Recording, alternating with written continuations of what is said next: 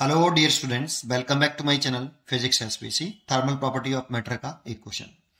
To bodies X and Y of identical geometry, mass and surface finish but different material are getting cooled in atmosphere. Variation of their temperature with time T as shown if S X and S Y their specific heat then. ये graph दे रखा है। तो इसको करते हैं according to Newton's law of cooling. तो अगर कोई बॉडी है, फिर एक पॉइंट सुनते हैं। एक बॉडी है, इसके सरफेस का टेम्परेचर टी, बॉडी के सरफेस का टेम्परेचर है टी, और सराउंडिंग मीडियम का टेम्परेचर टी नॉट, और T is greater then T not. तो अकॉर्डिंग टू प्रीवोस्ट थ्योरी, जब किसी बॉडी का टेम्परेचर सराउंडिंग मीडियम के टेम्परेचर से ज्यादा होता है तो ये बॉडी एनर्जी रेडिएट पर सेकेंड ज्यादा करती है एनर्जी एब्जॉर्ब पर सेकेंड से। रेडिएट पर सेकेंड, एनर्जी रेडिएट पर second is greater then energy absorb पर सेकेंड। जब बॉडी एनर्जी रेडिएट ज्यादा करेगी और एब्जॉर्ब कम करेगी तो बॉडी का टेम्परेचर टाइम के साथ घटेगा। इसका मतलब बॉडी का टेम्परेचर टाइम के साथ डिक्रीज हो रहा है तो कांस्टेंट नहीं है, बॉडी का टेम्परेचर घट रहा है तो बॉडी में कूलिंग इफेक्ट डेवलप होगा। ठीक है, ये तो अकॉर्डिंग टू प्रीवोस्ट थ्योरी हो गया। अब according to Newton's law of cooling, according to Newton law of cooling, minus का D T by D T, ये small change in temperature with respect to time. जैसा कि हम जानते हैं कि टाइम के साथ टेम्परेचर घटता है तो माइनस साइन की तरह टाइम के साथ टेम्परेचर घट रहा है, जिसे रेट ऑफ कूलिंग बोलते हैं। Equal to 4 sigma Stefan constant, emissivity of body, area and surrounding medium के टेम्परेचर का cube over mass of the body and specific heat, और टेम्परेचर डिफरेंस टी माइनस के टी नॉट। टी बॉडी के surface का temperature और T surrounding medium का temperature. क्योंकि ये टी टाइम के साथ घटता है इसीलिए किसी इंस्टेंट टाइम पर, किसी एक पर्टिकुलर टाइम पर बॉडी का टेम्परेचर है टी। ये किसी इंस्टेंट टाइम पर लिखा हमने। इसको बोलते हैं हम, इस वाले फॉर्मूले को, इस वाले टर्म को बोलते हैं रेट ऑफ कूलिंग।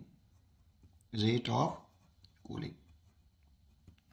देखो इस ग्राफ में टी बाई टी के ग्राफ में ये D T by D T slope होगा इसका।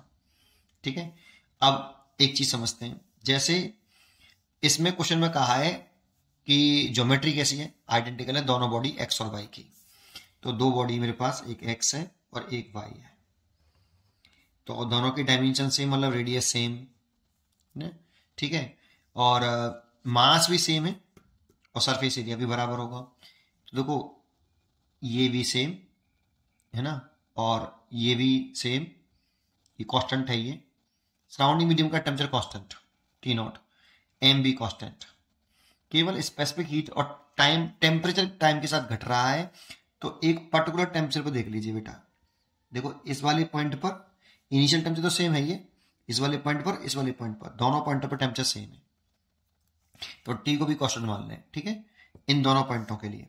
वैसे तो टाइम के साथ टेम्परेचर घट रहा है लेकिन इन दोनों पॉइंटों के लिए देखें तो टेम्परेचर दोनों बॉडी के लिए सेम है किसी इंस्टेंट टाइम पर, और टी नॉट सराउंडिंग मीडियम का टेम्परेचर दोनों के सेम है।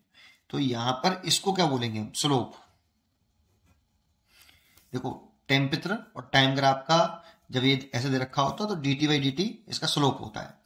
Slope is proportional to 1 upon specific heat. ठीक है, अब इन दोनों में से किसका स्लोप ज्यादा है वो देख लेते हैं। तो इस वाले पॉइंट पर अगर हम क्या ड्रॉ करें, टेंजेंट ड्रॉ कर लें एक ऐसे, और इस वाले पॉइंट पर एक टेंजेंट ड्रॉ कर लें इस तरीके से। अब मेरे को देख के बताओ इन दोनों पॉइंटों में से किसका स्लोप ज्यादा है। तो एक्स ग्राफ वाले का स्लोप ज्यादा है, इसका स्लोप एक्स वाले का ज्यादा है किससे, स्लोप वाई से।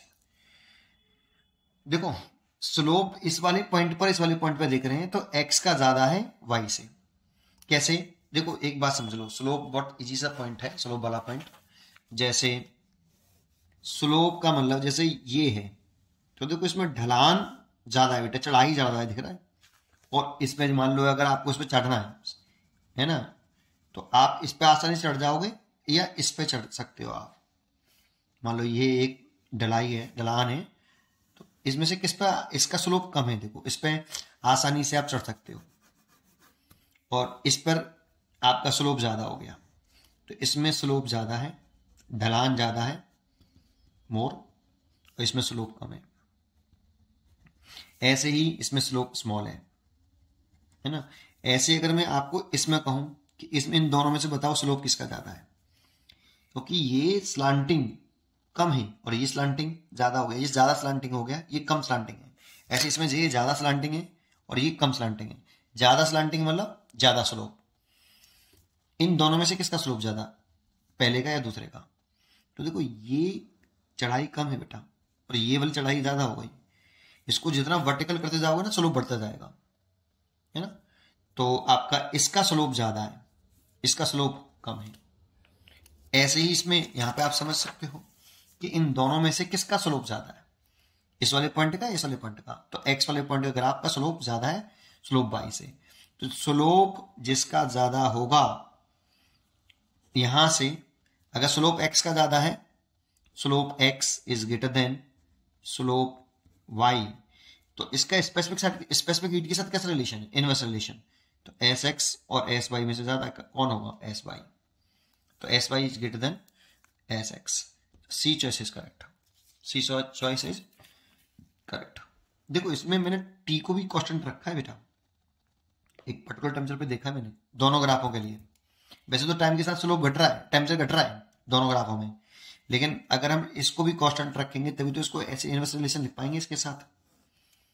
भाई ये तो कांस्टेंट ठीक, ये क्वेश्चन में गिवन है, ये कांस्टेंट, ये कांस्टेंट, ये कांस्टेंट, ये कांस्टेंट, और ये रेट ऑफ कूलिंग है, तो टेम्परेचर को भी तो देखना पड़ेगा, इसीलिए ऐसा किया। उम्मीद करता हूं कि आपको ये क्वेश्चन जरूर समझ में आया होगा। पढ़ते रहिए और खुश रहिए। Thank you.